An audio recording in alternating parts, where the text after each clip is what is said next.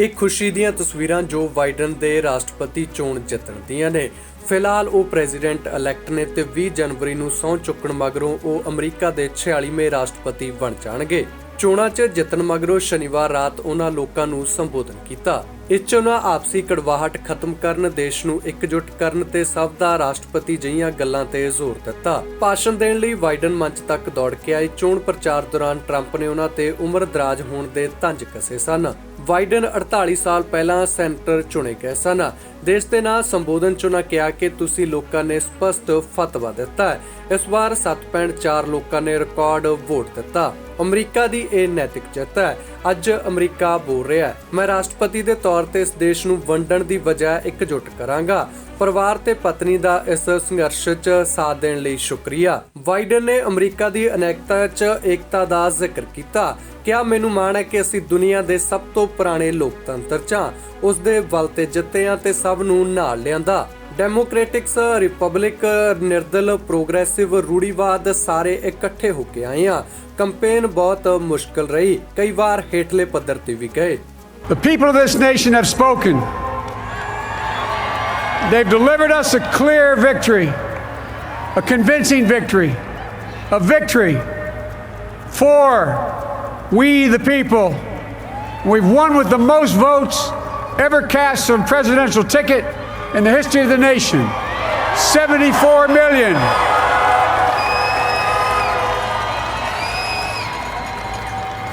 What I must admit has surprised me. Tonight, we're seeing all over this nation, all cities and all parts of the country, indeed across the world, an outpouring of joy, of hope, renewed faith in tomorrow, bring a better day. And I'm humbled by the trust and confidence you've placed in me. I pledge to be a president who seeks not to divide, but unify. Who doesn't see red states and blue states, only sees the United States. And work with all my heart, with the confidence of the whole people, to win the confidence of all of you. And for that is what America, I believe, is about. It's about people. And that's what our administration will be all about. I sought this office to restore the soul of America, to rebuild the backbone of this nation, the middle class, and to make America respected around the world again, and to unite us here at home. It's the honor of my lifetime that so many millions of Americans have voted for that vision. And now the work of making that vision is real. It's a task, the task of our time. Folks, as I said many times before, I'm Jill's husband. And I would not be here without her love and tireless support of Jill and my son Hunter and Ashley, my daughter, and all our grandchildren and their spouses and all our family. They're my heart. Jill's a mom, a military mom, an educator, and she has dedicated her life to education. But teaching isn't just what she does, it's who she is. For American educators, this is a great day for y'all. You're going to have one of your own in the White House. And Jill's going to make a great First Lady. I'm so proud of her.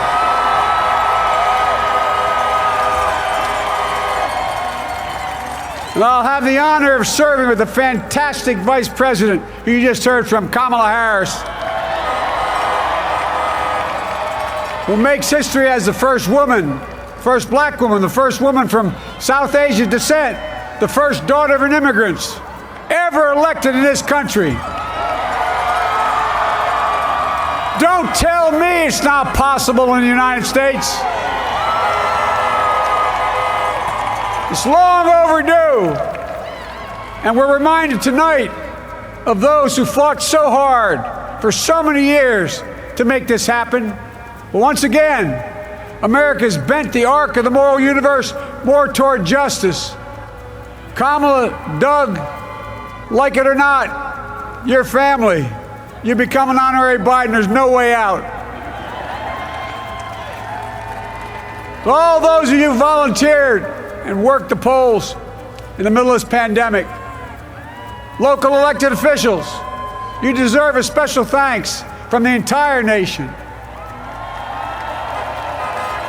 And to my campaign team and all the volunteers and all who gave so much of themselves to make this moment possible, I owe you.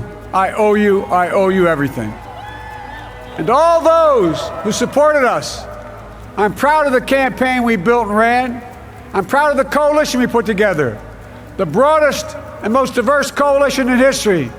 Democrats, Republicans, independents, progressives, moderates, conservatives, young, old, urban, suburban, rural, gay, straight, transgender, white, Latino, Asian, Native American. I mean it, especially for those moments, and especially for those moments where this campaign was at its lowest ebb. The African American community stood up again for me.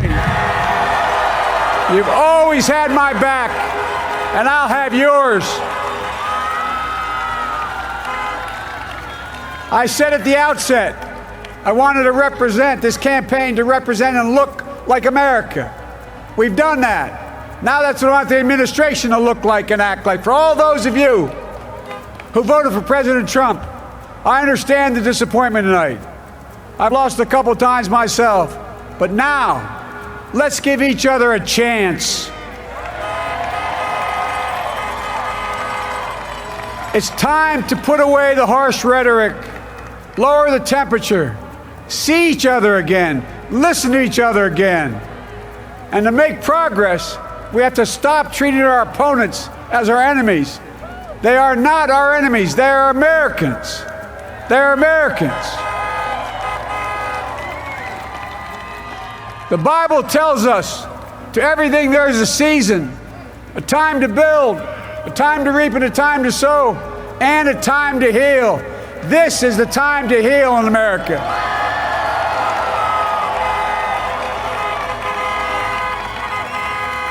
Now this campaign is over.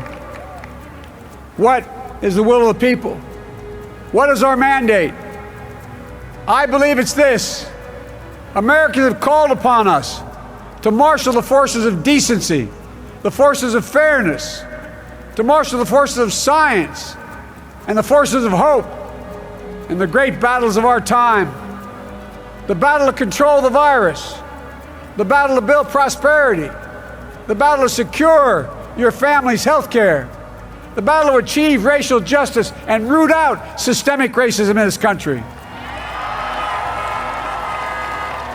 and the battle to save our planet by getting climate under control,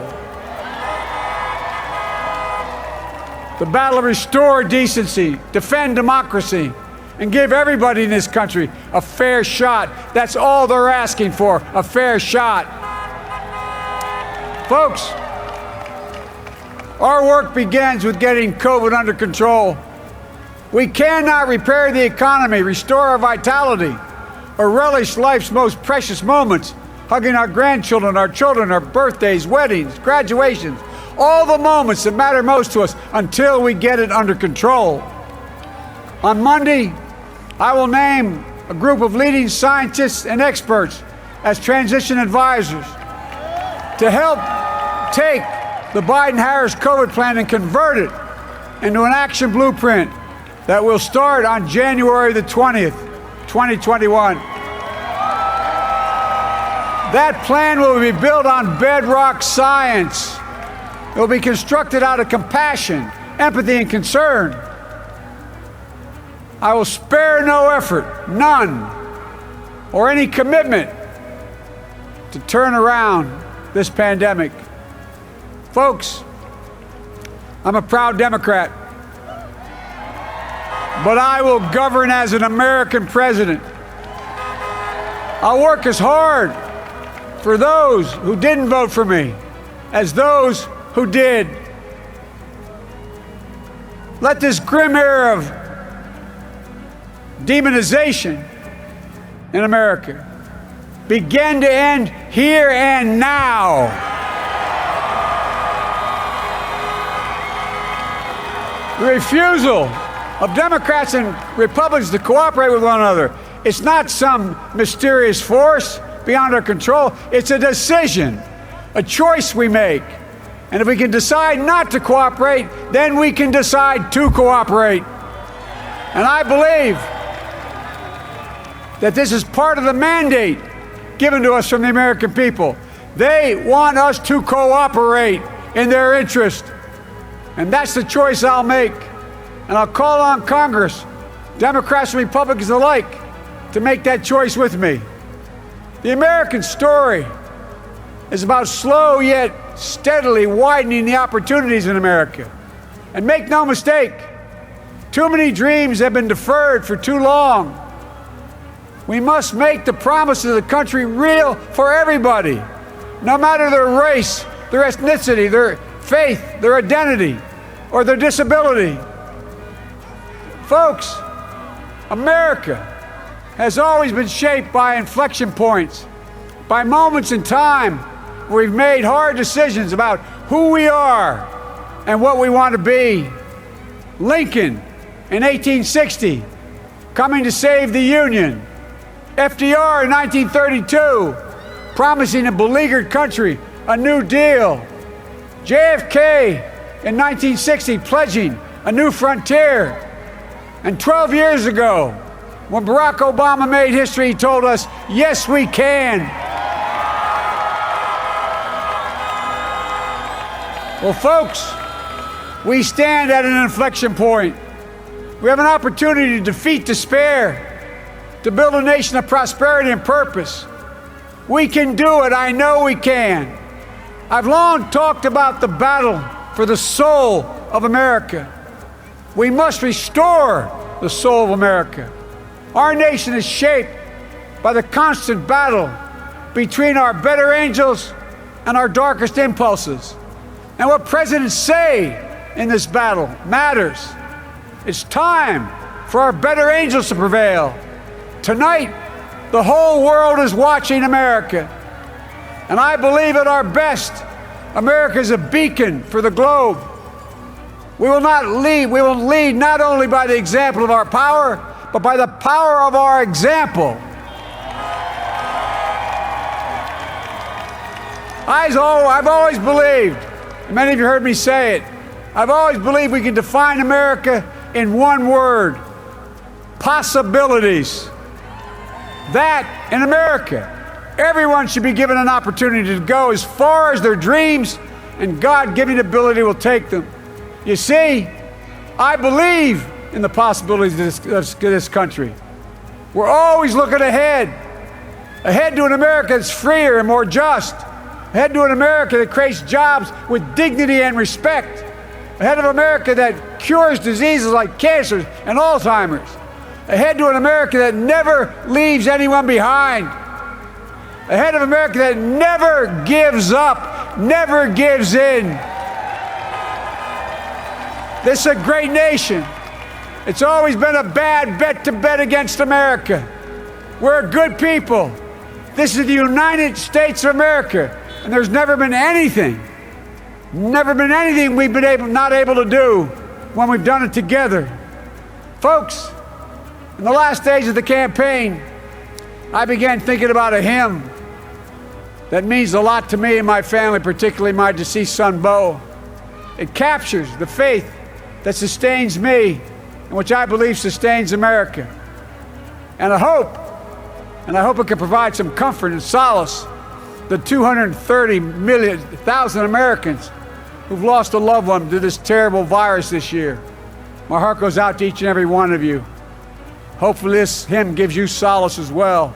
And it goes like this: and he will raise you up on eagle's wings, bear you on the breath of dawn, and make you to shine like the sun, and hold you in the palm of his hand. And now together, on eagle's wings, we embark on the work that God and history have called upon us to do, with full hearts and steady hands, with faith in America and in each other, with love of country, a thirst for justice. Let us be the nation that we know we can be, a nation united, a nation strengthened, a nation healed, The United States of America, ladies and gentlemen, there's never been anything we've tried we've not been able to do. So remember, as my grandpapa, our grandpapa used to say when I walked out of his home when I was a kid up in Scranton, he said, "Joey, keep the faith." And our grandmother, when she was alive, she yelled, "No, Joey, spread it. Spread the faith. God love you all. May God bless America and may God protect our troops. Thank you, thank you, thank you." Raman cancer society ਹੁਣ ਆ ਰਹੇ ਨੇ ਤੁਹਾਡੇ ਆਪਣੇ channel Punjabi ਤੇ। ਉਹ ਕਿਹੜੀ ਬਿਮਾਰੀ ਜਿਹਦਾ ਇਲਾਜ ਨਹੀਂ। 25 ਸਾਲਾਂ ਤੋਂ ਕੈਂਸਰ ਦੇ 90% ਮਰੀਜ਼ਾਂ ਨੂੰ ਕੀਤਾ ਤੰਦਰੁਸਤ।